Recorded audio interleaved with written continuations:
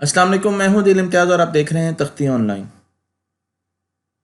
अगर मैं आपसे ये पूछूं कि इस वक्त आपके सामने स्क्रीन पर गेम्स कौन खेल रहा है, तो आपको ये जानकर हैरानी होगी कि इस वक्त आपकी स्क्रीन पर जो तस्वीर चल रही है उसमें एक सॉफ्टवेयर गेम को सीख रहा है। ये एक आर्टिफिशियली इंटेलिजेंट सॉफ्टवेयर है जो कि वीडियो गेम्स खेलना सीख रहा है और कुछ अरसे के बाद ये इंसान से भी अच्छा खेलना शुरू हो जाएगा। यही चीज़ मैं आपको यहाँ पर दिखा रहा हूँ और आप देख सकते हैं कि यहाँ पर एक बहुत कॉम्प्लेक्स गेम है, लेकिन इस वक्त एक सॉफ्टवेयर इसको खेल रहा है और ये सॉफ्टवेयर बहुत जल्द इंसानों से मुकाबला करने जा रहा है। इस सॉफ्टवेयर को बनाया है डीप माइंड ने, जो कि एक बहुत बड़ी कंपनी है। और आप देख सकते हैं कि इस वक्त आपको स्क्रीन पर एक ही गेम के मुख्तलिफ इंस्टेंट नज़र आ रहे हैं, जो कि एक ही सॉफ्टवेयर खेल रहा है, लेकिन उसने अपने मुख्तलिफ खेलने वाले बनाए हुए हैं। तो वो सारे के सारे खेलने वाले जो कि उसके अपने इंस्टेंट हैं, वो एट अ टाइम इस गेम को खेल रहे हैं और देख रहे हैं कि इस गेम में कैसे इंसान को या उनके मद्दे मुकाबिल जो भी एंटिटी है उसको हराया जा सकता है। मैं आपकी मुलाकात कराऊंगा डेमिस हसाबी से, जो कि एक साइकोलॉजिस्ट हैं, न्यूरो साइंटिस्ट हैं, एंटरप्रेन्योर हैं और उन्होंने यूके में रहते हुए 2010 में एक कंपनी की बुनियाद रखी जिसका नाम है डीप माइंड। इस कंपनी ने इतना प्रॉमिस शो किया कि 2014 में सिर्फ 4 साल के बाद डीप माइंड को खरीद लिया गूगल ने और अब ये कंपनी गूगल डीप माइंड के नाम से जानी जाती है। इस कंपनी में आर्टिफिशियल इंटेलिजेंस पर बहुत ज़्यादा जोर दिया जाता है, क्योंकि हम ये जानते हैं, अगर हम थोड़ी सी हिस्ट्री में जाएं, कि 1996 में सबसे पहले एक सॉफ्टवेयर जिसका नाम था डीप ब्लू, जो कि एक सुपर कंप्यूटर का सॉफ्टवेयर था, उसने हराया उस वक्त के चैंपियन गैरी कैस्परोव को शतरंज में। बहुत से मैच हुए और आप देख सकते हैं कि गैरी कैस्परोव इस कंप्यूटर से, बावजूद इसके कि वो वर्ल्ड चैंपियन थे उस वक्त के, हार चुके हैं। IBM का ये कंप्यूटर रूल बेस्ड कंप्यूटर है जिसमें हम मुख्तलिफ किस्म के रूल्स को प्रोग्राम करते हैं और मुख्तलिफ किस्म की लॉजिक्स को अपने प्रोग्रामों में लिखते हैं और उनकी बेसिस पर यह डिसाइड करता है कि इसने आगे क्या स्टेप लेना है। लेकिन यहाँ पर एक मसला आ जाता है, क्योंकि जब भी कोई ऐसा सिनेरियो आता है जो कि उन रूल्स और उन लॉजिक्स में हमने डिफाइन नहीं किया होता, तो ये कंप्यूटर बिल्कुल फंस जाता है। इसके पास ऐसी एबिलिटी नहीं है कि इसने अनसीन चीज़ को कैसे हैंडल करना है। इसका मतलब यह है कि इसमें लर्निंग नहीं है। तो हमारे पास दो किस्म के इंटेलिजेंट सॉफ्टवेयर हो सकते हैं। पहले सॉफ्टवेयर को हम एक्सपर्ट सिस्टम कहते हैं। ये ऐसे सिस्टम हैं जिनमें हम रूल्स देते हैं, इंसान ने जितना भी सीखा होता है उसी तरीके से हम इनको चलाने की कोशिश करते हैं। अगर हम किसी भी गेम में किंग को सबसे ज़्यादा मार्क्स देते हैं तो हम इनके रूल्स में और इनकी लॉजिक्स में भी वैसे ही नंबरिंग करते हैं। ये अनएक्सपेक्टेड कंडीशंस को, सिचुएशंस को हैंडल नहीं कर सकते और इनकी डीबगिंग बहुत मुश्किल होती है। लेकिन फिर इंसान ने आहिस्ता आहिस्ता इंसान के ही दिमाग पर रिसर्च करना शुरू कर दिया, देखा कि हमारा दिमाग कैसे काम करता है और वहां से हम लेके आए लर्निंग सिस्टम्स। ये ऐसे सिस्टम्स हैं जो कि लर्न करते हैं, आहिस्ता आहिस्ता खुद सीखते हैं, अपनी गलतियों से सीखते हैं और इनके नीचे न्यूरल नेटवर्क्स काम कर रहे होते हैं। इनकी डिबगिंग भी नहीं करनी पड़ती क्योंकि ये एक नई किस्म के सॉफ्टवेयर हैं। तो मैं आपको यहाँ पर इनकी जो ताकत है वो दिखाता हूँ एक गेम से जिसका नाम है गो। ये चाइनीज वर्जन है शतरंज का, लेकिन बहुत मुश्किल है। गो की एक चाल के जो कॉम्बिनेशन बनाए जाते हैं, जो पॉसिबल कॉम्बिनेशन है, वो इतने ज़्यादा हैं जितनी हमारी कायनात में एटम्स नहीं है। और इसका मुकाबला किया गया एक सॉफ्टवेयर से जिसका नाम है अल्फागो। अल्फागो एक ऐसा सॉफ्टवेयर है जो कि artificially intelligent and self learning software है। वो खुद सीखता है, रूल बेस्ड सिस्टम उसमें नहीं डाले गए। पहली मर्तबा गूगल डीप माइंड, जो कि एक इंटेलिजेंट सेल्फ लर्निंग सॉफ्टवेयर है, उसका मुकाबला हुआ उस वक्त के चैंपियन ली सैडल से गो में, और उन्होंने इस सॉफ्टवेयर ने ली सैडल को हरा दिया। इस सॉफ्टवेयर ने, अल्फागो ने जो ट्रेनिंग की थी उसमें इंसानों के साथ बहुत ज़्यादा खेला था और उसने इंसानों के साथ खेल खेल के अपने आप को अपडेट किया और फिर उसने जाकर चैंपियन को हराया। तो उसने 40 दिन तक इंसानों के साथ मुसलसल खेला और उसके बाद जाकर उसने इस चैंपियन को हराया। लेकिन जो अगला वर्जन आया अल्फा गो का, उसका नाम था अल्फा ज़ीरो, क्योंकि इसमें बिल्कुल भी ज़ीरो इंटरवेंशन थी इंसानों की। इंसानों के साथ ये सॉफ्टवेयर नहीं खेलता था, बल्कि ये अपने इंस्टेंट बनाकर अपने ही चेहरे बनाकर, अपने ही इमेज बनाकर उनके साथ खेलता था और फिर आहिस्ता आहिस्ता लर्निंग शुरू कर देता था कि उसने कौन सी मूव्स करनी है और कौन सी मूव्स नहीं करनी। अल्फा जीरो ने चेस में मुख्तलिफ किस्म के सॉफ्टवेयर को हराना शुरू कर दिया। ज़्यादातर सॉफ्टवेयर वो थे जो कि रूल बेस्ड थे। तो मैं आपको यहाँ पे दिखाता हूँ पहला वर्जन डीप माइंड का, जो कि अल्फा गो सॉफ्टवेयर बनाया, जिसमें इंसानों के साथ सॉफ्टवेयर को खिलाया गया और वहां से सॉफ्टवेयर ने सीखा। लेकिन जो अगला वर्जन आया अल्फा गो जीरो, उसमें एक सॉफ्टवेयर ने अपने ही मिलियंस ऑफ इंस्टेंट करके उनके साथ बैकवर्ड खेला और फिर उसने लर्निंग शुरू कर दी कि इस गेम को कैसे खेलना है। इसमें किसी किस्म की इंसानी विजडम का इस्तेमाल नहीं किया गया, बल्कि इसमें न्यूरल नेटवर्क का इस्तेमाल हुआ और इस तरीके से उसने इंटेलिजेंस हासिल करना शुरू कर दी। और उसके बाद हम अब जा रहे हैं अल्फा जीरो पर, जो कि ऐसा सॉफ्टवेयर होगा जो कोई भी गेम जो कि 2 प्लेयर खेल सकते हैं वो लर्न करेगा और खेलना शुरू कर देगा, चाहे आप उसको इंसानों के साथ खिलाएं, चाहे उसे अपने आप जैसे सॉफ्टवेयर्स के साथ खिलाएं। कुछ अरसे पहले तक हम स्टॉक फिश इंजन के साथ शतरंज को खेलते थे, जो कि रूल बेस्ड एक गेम है जिसमें मुख्तलिफ किस्म के कोड्स लिखे जाते थे और उनमें मुख्तलिफ किस्म के रूल्स डिफाइन किए जाते थे, जो कि इंसानों के नॉलेज पर डिपेंड करता था। यह एक ऐसा सॉफ्टवेयर है जिसमें हजारों रूल्स लिखे जाते हैं। मैंने आपको बताया कि इंसान के नॉलेज पे डिपेंड करता है और उसके लिए बहुत बड़े डेटाबेसेस चाहिए, इसकी डीबगिंग की भी बहुत ज़्यादा ज़रूरत होती है। लेकिन जब इसको रिप्लेस किया हमने अल्फा गो से, तो अल्फा गो तो 2 चीज़ों पर उसने अपनी लर्निंग को मुनहसर रखा, सिर्फ 2 चीज़ों पर, सारे रूल्स ख़त्म। पहली चीज़ है मोंटे कार्लो ट्री सर्च। ये एक ऐसा एल्गोरिदम है जो कि सर्चिंग एल्गोरिदम है और इसमें हम देखते हैं कि हमने जो भी शतरंज में या अल्फा गो में आगे चाल चलनी है, सबसे पहले हम उसको सिलेक्ट करते हैं कि मैंने ये वाली चाल चलनी है, फिर उसको खेलना शुरू कर देता है। ये सॉफ्टवेयर सिमुलेट करता है, एंड तक उसको खेलता है कि इसमें जितनी भी पॉसिबल चालें हैं वो खेल कर क्या एंड पे मैं जीतूंगा या मैं हारूंगा।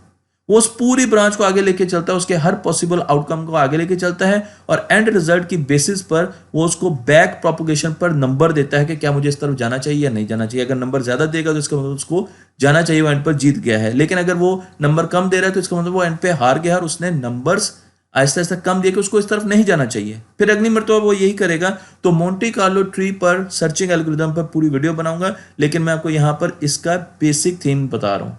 और दूसरी चीज है मशीन लर्निंग। मशीन लर्निंग में हमारे पास 3 किस्म के एल्गोरिदम्स है, सुपरवाइज्ड है, अनसुपरवाइज्ड है और रीइंफोर्समेंट लर्निंग है। तो हम रीइंफोर्समेंट लर्निंग का इस्तेमाल करेंगे और इन दोनों एल्गोरिदम्स का इस्तेमाल करते हुए हम अल्फा गो सॉफ्टवेयर को डिजाइन करते हैं। तो मैं आपको यहाँ पर एक रीइंफोर्समेंट लर्निंग, जो कि अमूमन कैरेट एंड स्टिक की मिसाल से समझाई जाती है, यहाँ पर दिखा रहा हूँ कि आपके पास एक गेम है मारियो, उसका एजेंट है, मारियो गेम है, और हमारे पास एक एनवायरनमेंट है जिसमें उसने गेम खेलनी है। तो मारियो जो भी एक्शन लेगा, जब वो एक्शन लेगा तो उसको एक रिवॉर्ड या उसको एक पनिशमेंट मिलेगी। उसको रिवॉर्ड मिल सकता है कि जो उसने स्टेप लिया है उस पर उसका नंबर इंक्रीज हो गए हैं या उसको कॉइन मिल गया है, तो उसका रिवॉर्ड उसका मतलब है कि उसने सही स्टेप लिया है। लेकिन अगर उसने कोई ऐसा स्टेप लिया है जिसकी बेसिस पर उसके नंबर कम हो गए हैं या उसकी लाइफ खत्म हो गई है, तो उसको पता चल जाएगा कि ये काम मैंने नहीं करना। तो इस तरीके से उसे स्टेप बाय स्टेप समझाया जाता है, सिखाया जाता है और वो सीखता है। उसमें लर्निंग की कैपेबिलिटीज है क्योंकि न्यूरल नेटवर्क्स काम कर रहे हैं। तो आप यहाँ पर देखें तो मारियो साथ ये गेम खेल रहा है और यहाँ पर उसके लर्निंग एल्गोरिदम्स आपको यहाँ पर नजर आ रहे हैं कि ग्राफ की सूरत में चल रहे हैं। तो जहां पर भी वो कोई भी गलत काम करता है तो ग्राफ नीचे चला जाता है, और अगर वो अच्छा काम कर रहा है तो ग्राफ ऊपर चलता है। और इस तरीके से मारियो लर्निंग कर रहा है, इंटेलिजेंट होता जा रहा है। कुछ अरसे के बाद इस सॉफ्टवेयर को हराना बहुत मुश्किल हो जाएगा।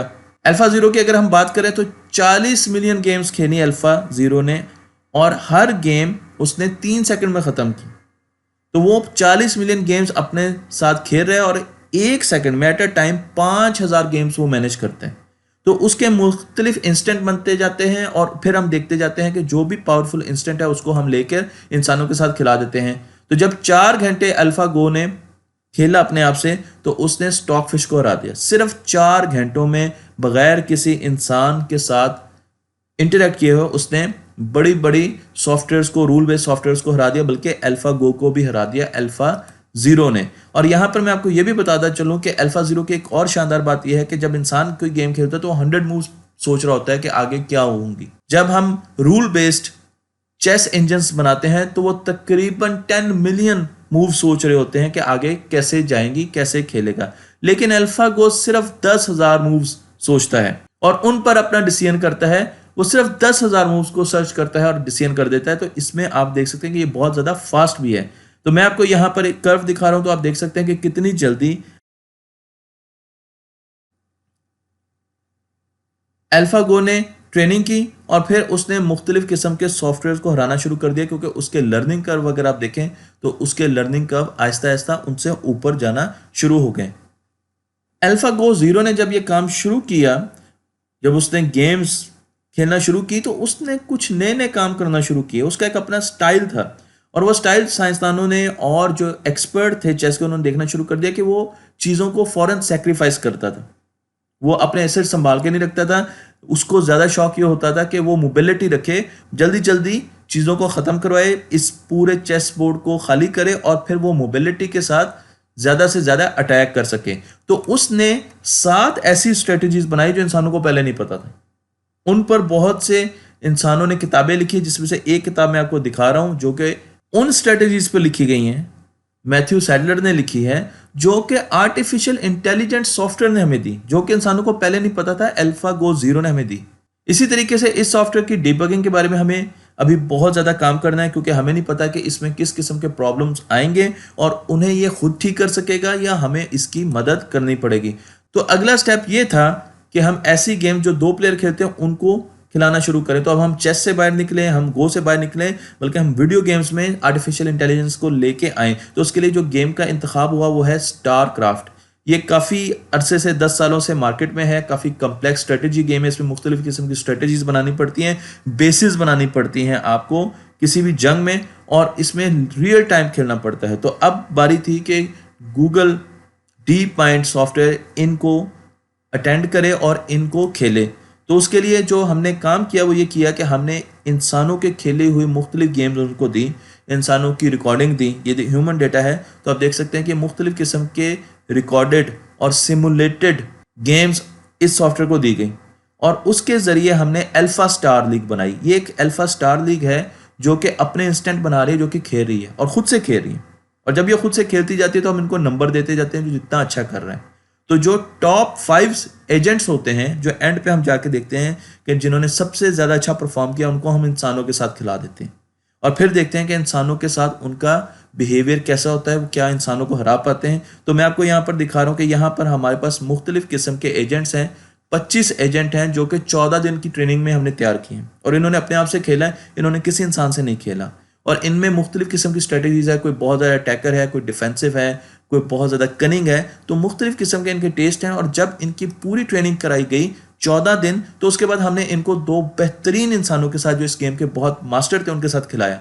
इसमें एक TLO है और एक माना है, दोनों इंसान है जो कि इनके साथ खेल रहे हैं। तो आप देखें कि जब इन्होंने शुरू किया सुपरवाइज लर्निंग, तो यहाँ पर ज़्यादातर आपके एजेंट्स थे, लेकिन एजेंट्स आहिस्ता आहिस्ता वक्त के साथ साथ सीखते गए और फिर एंड पर ये इन दोनों को हरा चुके हैं। आप देख सकते हैं कि 10 की 10 गेमें इन्होंने हरा दी हैं इन दोनों बड़े चैंपियंस को।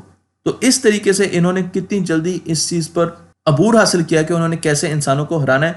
लेकिन गूगल माइंड बहुत दूर की सोच रहा है। वो सोच रहा है कि उसने साइंटिफिक प्रोग्रेस में इन सॉफ्टवेयर्स को लेके आना है, उसने सर्चिंग एल्गोरिथम में लेके आना है, उसने मुख्तलिफ किस्म के सिमुलेटर बनाने हैं, ऐसे एप्लीकेशंस बनाने जिसमें बहुत ज़्यादा डाटा हो और उनसे हमने चीज़ों को तलाश करना है। और इसी तरीके से हमने मुख्तलिफ किस्म के स्पेस में प्रोग्राम बनाने हैं, जेनेटिक्स में बनाने हैं। तो मैं आपको यहाँ पर दिखा रहा हूँ कि ये सॉफ्टवेयर आहिस्ता आहिस्ता बहुत जगह पर आपको फ्यूचर में नज़र आना शुरू हो जाएंगे, जिसमें प्रोटीन फोल्डिंग, जीनोमिक्स और थ्योरम प्रूविंग मैथमेटिक्स का, उसमें भी आपको ये सॉफ्टवेयर नज़र आना शुरू होंगे।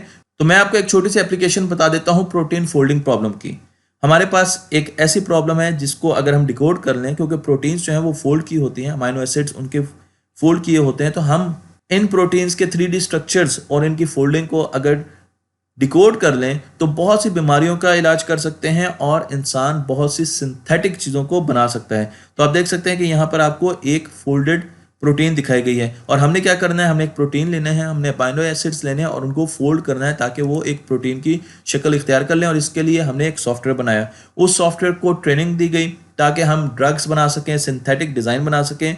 न्यूरल नेटवर्क आपको यहाँ पर नज़र आ रहा है और उसके ज़रिए हमने प्रोटीन्स के एंगल्स और डिस्टेंस को कैलकुलेट करना शुरू कर दिया और साथ ही साथ हमने उसको, ये देखिए यहाँ पर अमाइनो एसिड हैं और अमाइनो एसिड को वो फोल्ड करने की कोशिश करता है, उनके एंगल्स डिस्टेंसेस को निकालने की कोशिश करता है क्योंकि ये सुपरवाइज लर्निंग है तो उसको 30,000 प्रोटीन के स्ट्रक्चर भी दिए गए हैं, जिसके ज़रिए वो उनका मुआवजा भी करता है कि जो उसने एक स्ट्रक्चर बनाया क्या उनके साथ वो मुताबिकत रखता है कि नहीं रखता, और इस तरीके से वो अपने आप को रिफाइन करता जाता है और रियल टाइम प्रोटीन्स को फोल्ड करना शुरू कर देता है।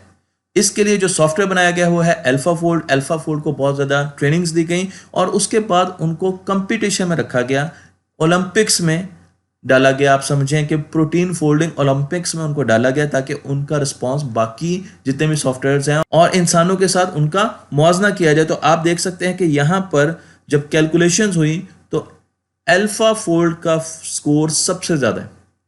इसने सबसे ज़्यादा प्रोटीन्स को फोल्ड किया और सबसे कम टाइम में एक्यूरेटली फोल्ड किया। और इसी तरीके से आप यहाँ पर देख सकते हैं कि इनकी जो डायमेंशन होती है एंगस्ट्रॉम होती हैं, 0.1 नैनोमीटर्स होती हैं जो प्रोटीन को हमने फोल्ड करना होता है। तो इस लेवल पर भी आप जाके देखें तो इनका एरर जो है वो बहुत ही कम है और इन्होंने बहुत ही ज़बरदस्त काम किया। तो इससे हमें अंदाज़ा हुआ कि अल्फा फोल्ड को हम फ्यूचर में प्रोटीन फोल्डिंग के लिए भी यूज़ कर सकते हैं। आर्टिफिशियल इंटेलिजेंट सॉफ्टवेयर को गूगल डीप माइंड इन कामों के लिए इस्तेमाल करने जा रहा है और इसके अलावा इनको स्पेस में भी यूज़ किया जाएगा, इनको मुख्तलिफ किस्म की एप्लीकेशन में इस्तेमाल किया जाएगा। तो मुझे उम्मीद है कि आपको ये वीडियो पसंद आई होगी और आपको अंदाज़ा होगा कि गूगल डीप माइंड क्या है और वो फ्यूचर में क्या करने जा रहा है। तख्ते ऑनलाइन को लाइक कीजिए, शेयर कीजिए और इस इनको दूसरों तक फैला दीजिए।